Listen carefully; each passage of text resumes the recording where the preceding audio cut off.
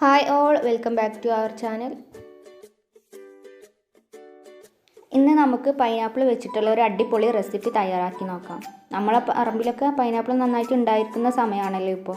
മഴ ആയതുകൊണ്ട് തന്നെ മധുരവും കുറവായിരിക്കും. അപ്പോൾ ഈ രീതിയിലൊന്ന് ട്രൈ ചെയ്ത് നോക്കൂ. ഉണ്ടാക്കാനും നല്ല എളുപ്പമാണ്, നല്ല ടേസ്റ്റുമാണ്, സൂപ്പർ ടേസ്റ്റുമാണ്. അധികം സമയമൊന്നും വേണ്ട. പൈനാപ്പിൾ പച്ചടി ഉണ്ടാക്കാനായിട്ട് ഒരു പൈനാപ്പിൾ ഇതുപോലെ ചെറിയ കഷ്ണങ്ങളാക്കി കട്ട് ചെയ്ത് വൃത്തിയാക്കി എടുത്തിട്ടുണ്ട്. അതൊരു പാത്രത്തിലോട്ട് മാറ്റാം. ഇനി അതിലേക്ക് ചെറിയ കഷ്ണം ഇഞ്ചി ഇതുപോലെ ചെറുതായി അരിഞ്ഞതും 2 പച്ചമുളക് കീറിയതും ചേർത്ത് കൊടുക്കാം. ആവശ്യത്തിന് ഉപ്പും ചേർത്ത് കൊടുക്കണം. കളറിന് വേണ്ടി മഞ്ഞൾപ്പൊടി ചേർത്ത് കൊടുക്കാം, ഓപ്ഷണലാണ്, ഞാനിവിടെ ചേർത്ത് കൊടുക്കുന്നില്ല. അല്പം വെള്ളം കൂടി ചേർത്ത് കൊടുക്കാം, പൈനാപ്പിൾ വെന്ത് വരാൻ ആവശ്യത്തിനുള്ള വെള്ളം. ഇതുപോലെ ചെറിയ കഷ്ണങ്ങളായിട്ടാണ് അരിഞ്ഞെടുക്കേണ്ടത് പൈനാപ്പിൾ. ഇനി ഇതൊന്നൊരു 5 മിനിറ്റ് അടച്ചു വെച്ച് കുക്ക് ചെയ്തെടുക്കാം. ആ ഒരു സമയം കൊണ്ട് നമുക്ക് അതിലേക്ക് ആവശ്യമായിട്ടുള്ള അരപ്പ് റെഡിയാക്കിയെടുക്കാം. അതിനായി മിക്സിയുടെ ജാറിലോട്ട് ഒരു അരമുറി തേങ്ങ ചിരവിയത് ചേർത്ത് കൊടുക്കാം. അതിൻ്റെ കൂടെ തന്നെ അല്പം 1/4 ടീസ്പൂൺ കടുകും 1/4 ടീസ്പൂൺ ചെറിയ ജീരകവും കൂടി ചേർത്ത് കൊടുക്കണം. ഒരല്പം വെള്ളം കൂടി ചേർത്ത് കൊടുത്ത് ഇതൊന്ന് നന്നായിട്ട് അരച്ച് കൊണ്ടുവരാം.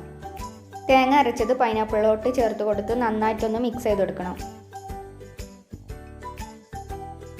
ഇതൊന്ന് തിളച്ച് വരുമ്പോൾ ചെറിയ ബബിൾസ് വരുമ്പോൾ അതിലോട്ട് ഒരു കപ്പ് തൈര് ചേർത്ത് കൊടുക്കാം.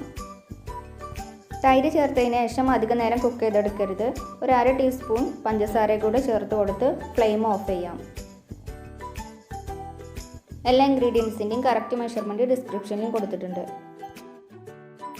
ഇനി ഇതൊന്ന് വറവിട്ടെടുക്കണം. അതിനായി 2 ടീസ്പൂൺ വെളിച്ചെണ്ണ ചൂടാക്കി അതിലോട്ട് ഒരു 1/2 ടീസ്പൂൺ കടുക് ചേർത്ത് കൊടുക്കാം.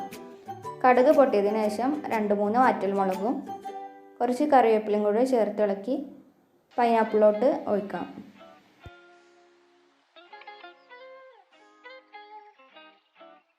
കടുക് വറുത്തത് പൈനാപ്പിൾ കൂട്ടിലോട്ട് ഒഴിച്ച് കൊടുത്തതിന് ശേഷം ഉടനെ തന്നെ അടച്ചു വെച്ച് കുറച്ച് സമയം അങ്ങനെ തന്നെ വെക്കണം. ആ ഒരു ഫ്ലേവറും സ്മെല്ലൊക്കെ നന്നായിട്ട് ഇറങ്ങാൻ വേണ്ടിയിട്ടാണത്.